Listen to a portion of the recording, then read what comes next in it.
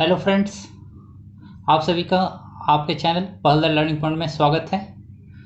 दोस्तों, आज मैंने आपके लिए अवहट भाषा से जुड़े हुए एक वीडियो दिए हैं जिसमें मैंने अवहट भाषा के काल, उस पर विद्वानों का क्या कहना है, सबसे पहले किसने अवहट भाषा का प्रयोग किया, उसके द्वारा रचित ग्रंथ या रचनाएं कौन कौन सी हैं, एवं ग्रामर से रिलेटेड अवहट भाषा के व्याकरणीय विशेषताएं, शब्दकोशीय विशेषताएं, संरचना से संबंधित विशेषताएं, सबके बारे में बताया है, डिटेल में बताया है। मैं आशा करता हूं कि आपने वो वीडियो देखा होगा और अच्छे से समझा होगा। दोस्तों, कल मैंने बोला था कि वीडियो काफ़ी बड़ा हो रहा था, इसलिए मैं ऑब्जेक्टिव क्वेश्चन नहीं तैयार कर पाया था। तो दोस्तों, मैं आज आपके लिए ऑब्जेक्टिव क्वेश्चन तैयार किया हूँ। अवहट भाषा से 20 टोटल ऑब्जेक्टिव क्वेश्चन मैंने तैयार किया है, जो काफ़ी इंपॉर्टेंट है। आप देखेंगे तो आपको समझ में आ जाएगा, और मैं आशा करता हूँ कि आपने वीडियो देखा है तो इसका आंसर आप ज़रूर से देंगे, क्योंकि उसी में से मैंने इसे निकाला है, और आप देखेंगे तो आपको भी अच्छा लगेगा। तो दोस्तों, चलिए आज का मैं वीडियो स्टार्ट करता हूँ। और दोस्तों, कोशिश कीजिएगा इससे पहले का वीडियो ज़रूर से देख लें और उसके बाद इसका आंसर करें, जो आपके लिए काफ़ी लाभदायक साबित होगा। दोस्तों, चलिए आज का पहला क्वेश्चन देखते हैं। पहला क्वेश्चन है, अवहट भाषा किस भाषा का सरलीकरण रूप है? तो इसका आंसर क्या होगा? अपभ्रंश भाषा। अवहट भाषा अपभ्रंश भाषा का सरलीकरण रूप है। सेकंड नंबर क्वेश्चन है, अवहट भाषा का काल क्या है? कल मैंने बताया था समय के बारे में, अवहट भाषा का समय क्या था, पीरियड क्या था, तो वह था 9वीं शताब्दी से 11वीं शताब्दी तक। ठीक है, अवहट भाषा का काल क्या था? 9वीं शताब्दी से 11वीं शताब्दी तक। दोस्तों, कल मैंने एक और बात बताई थी आपको, साहित्यिक प्रयोग की दृष्टि से अवहट भाषा का कार्यकाल 14वीं शताब्दी तक भी बताया गया है। ठीक है, साहित्यिक दृष्टि से, साहित्यिक रचना की दृष्टि से 14वीं शताब्दी तक अवहट भाषा का काल बताया गया है। चलिए थर्ड नंबर क्वेश्चन देखते हैं। तीसरा नंबर क्वेश्चन है, अवहट शब्द का सबसे पहले किसने प्रयोग किया? अवहट शब्द का प्रयोग सबसे पहले किसने किया? तो वह कौन थे? ज्योतिरीश्वर ठाकुर। अवहट शब्द का सबसे पहले प्रयोग ज्योतिरीश्वर ठाकुर ने किया। और दोस्तों, ज्योतिरीश्वर ठाकुर कहाँ के निवासी थे? मैंने इसके पहले की वीडियो में, अवहट की वीडियो में बताया है, वो मिथिला निवासी थे। मिथिला निवासी थे। चलिए आगे का क्वेश्चन देखते हैं। ज्योतिरीश्वर ठाकुर ने अवहट शब्द का प्रयोग अपनी किस ग्रंथ में की है? तो अवहट शब्द का ज्योतिरीश्वर ठाकुर ने जो वर्णन किया है वह ग्रंथ कौन सा है? वर्ण रत्नाकर। वर्ण रत्नाकर ग्रंथ में ज्योतिरीश्वर ठाकुर के द्वारा अवहट शब्द का प्रयोग किया गया है। पांचवा नंबर क्वेश्चन देखते हैं, वर्ण रत्नाकर ग्रंथ की भाषा क्या है? तो इसकी भाषा है अवहट भाषा।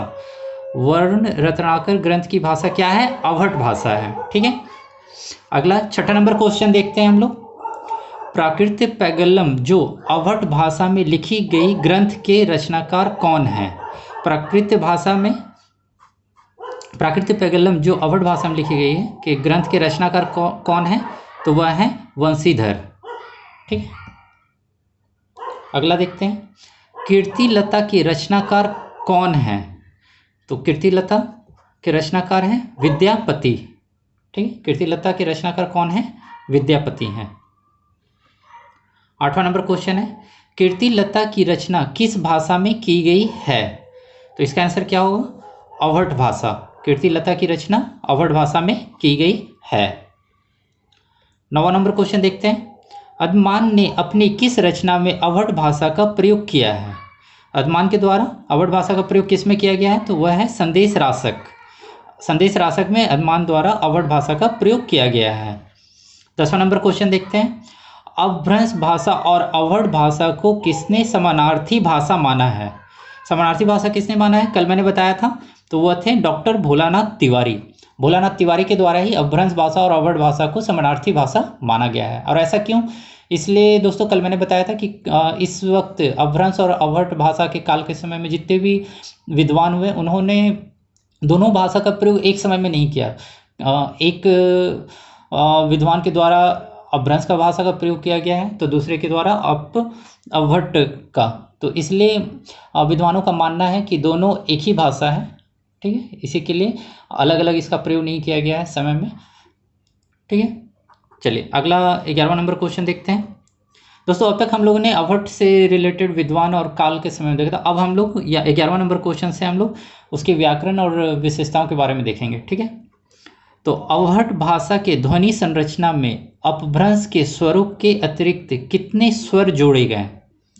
तो अवहट भाषा के ध्वनि संरचना में अपभ्रंश के अतिरिक्त 2 स्वर जोड़े गए थे। तो कौन कौन से थे? आप अगर वीडियो देखे होंगे दोस्तों अवहट का इसके पहले वाला, तो आप इसका आंसर दे सकते हैं। आंसर तो 2 स्वर है, ठीक है, लेकिन वो कौन कौन थे? तो पहला था ए और दूसरा था औ,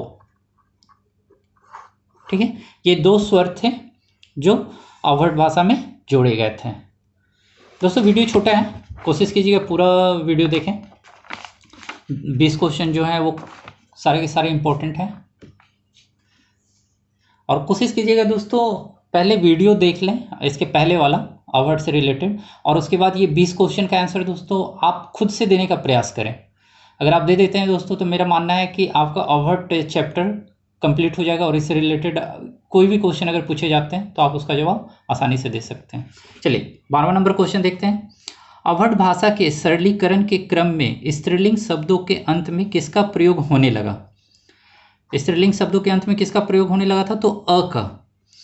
आकारांत, अपभ्रंश भाषा में आकारांत का प्रयोग होता था, लेकिन अवहट भाषा में अकारांत का प्रयोग होने लगा, तो ये अ का प्रयोग होने लगा, ठीक है। चलिए 13वां नंबर क्वेश्चन देखते हैं। अपभ्रंश भाषा के व्यंजन माला के अतिरिक्त अवहट व्यंजन माला में कितने नए व्यंजन जोड़े गए हैं?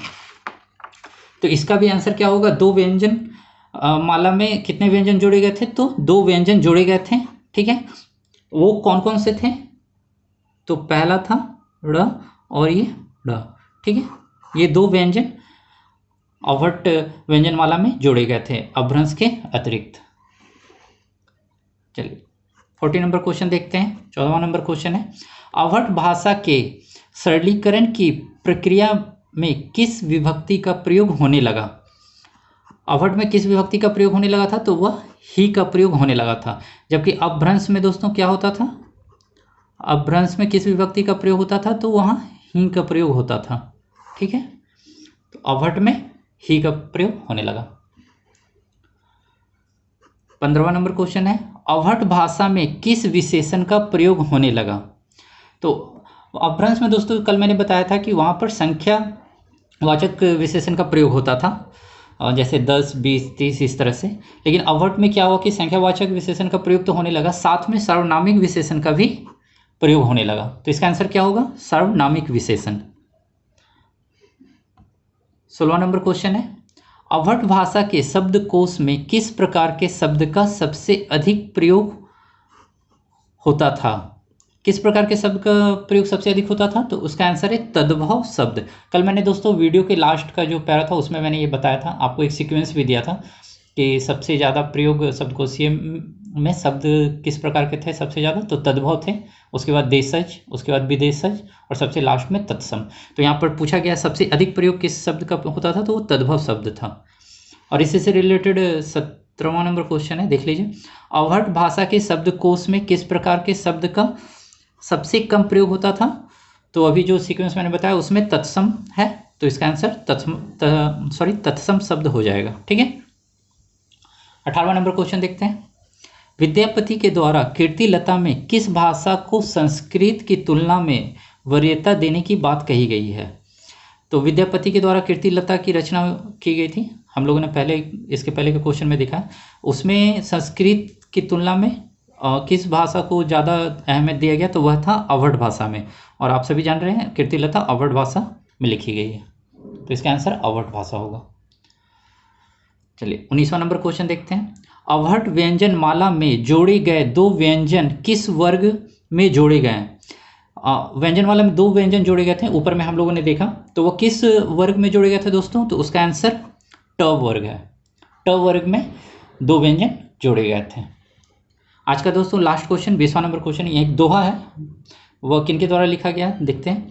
सक्कम बानी बहुजन भावी, पाओ रस को मम न पावई, देसिल बना सब जन मिठा, तते सन जपो अवहट्ठा। ठीक है, ये किनके द्वारा लिखा गया है? तो यह विद्यापति के द्वारा लिखा गया दोस्तों। और यह कहाँ पर इंगित है? तो ये कीर्तिलता में ही इंगित, ठीक है। और आप सब जान रहे हैं कीर्तिलता विद्यापति के द्वारा लिखा गया है। तो दोस्तों ये आज के 20 क्वेश्चन थे। मैंने कोशिश की कि इम्पोर्टेंट क्वेश्चन आपके सामने 20 क्वेश्चन रख दूं ताकि आप इसका फ़ायदा उठा सकें। और सबसे पहले दोस्तों मैं ये बात बोलना चाहूँगा कि इसके पहले जो मैंने वीडियो दिया वर्ड का, उसको पूरा देखें दोस्तों, ठीक है। अगर आप वो वीडियो को अच्छी तरीके से देख लेते हैं तो उससे ये मैंने जो 20 क्वेश्चन उसी में से बनाया है, तो आप 20 का आंसर आप पहले देने का कोशिश करें। आंसर ना देखें, क्वेश्चन सिर्फ देखें और उसका आंसर आप देने की कोशिश करें। अगर आप दे देते हैं तो बहुत अच्छी बात है, और नहीं हो पाता है तो फिर से अच्छी तरीके से देखें। तो ये आपकी प्रैक्टिस हो जाएगी दोस्तों, और आपके एग्ज़ाम के लिए भी हेल्प होगा इसमें। तो दोस्तों आज के लिए बस इतना ही। अगर दोस्तों आज का ये 20 क्वेश्चन आप लोगों को अच्छा लग रहा हो तो एक लाइक ज़रूर से कीजिएगा दोस्तों। आपके लाइक करने से मुझे हौसला मिलता है वीडियो बनाने में। और वैसे दोस्त जो मेरा वीडियो आज पहली बार देख रहे हैं तो उनसे रिक्वेस्ट है कि चैनल को सब्सक्राइब कर दें। सब्सक्राइब करने के बाद आपको एक बेल आइकन दिखेगा, बेल आइकन को प्रेस कर दें ऑल में, ताकि इसके बाद मैं जो भी वीडियो आप लोगों के लिए दूँ एग्ज़ाम से रिलेटेड, उसका फ़ायदा आप आसानी से सबसे पहले उठा सकें। तो दोस्तों आज के लिए बस इतना ही। धन्यवाद।